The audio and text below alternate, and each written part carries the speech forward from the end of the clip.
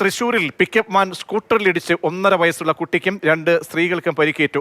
ചാവക്കാട് കല്ലുബ്ലാങ്ങാട് കറുകമാട് റോഡിൽ വെച്ചായിരുന്നു അപകടം. ദൃശ്യങ്ങളിലേക്ക് ആദ്യം.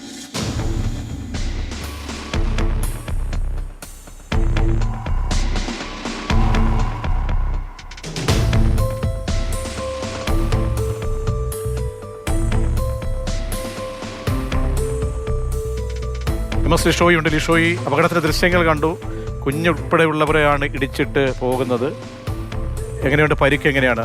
വാഹനം നിർത്താതെ പോയോ അതോ അപകട സ്ഥലത്ത് വന്നോ? ഇവർ ആശുപത്രി കൊണ്ടുപോയോ?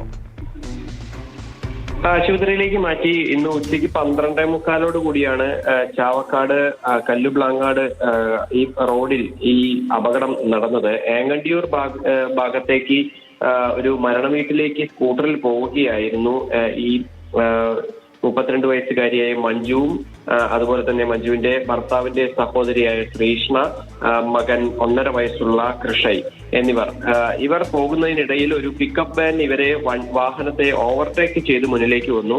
പക്ഷേ എതിർദിശയിൽ നിന്ന് മറ്റൊരു വണ്ടി വന്നതോടുകൂടി പിക്കപ്പ് വാൻ ഇടത് ദിശയിലേക്ക് നീക്കുകയായിരുന്നു.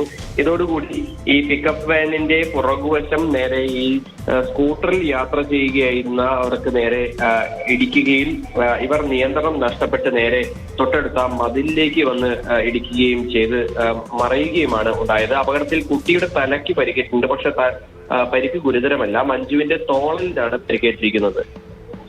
ശരി ലിഷോ, ഈ അപകടത്തിൽ ദൃശ്യങ്ങൾ കാണുമ്പോൾ തലനാരിഴയ്ക്ക് വലിയ അപകടം ഒഴിവായി. കുഞ്ഞുൾപ്പെടെ ഉണ്ടായിരുന്നു ആ വാഹനത്തിൽ. അമിത വേഗതയിലാണ് പിക്കപ്പ് ഉൾപ്പെടെ മറ്റ് വാഹനങ്ങൾ എത്തുന്നത് എന്നത് ദൃശ്യത്തിൽ വ്യക്തമാണ്.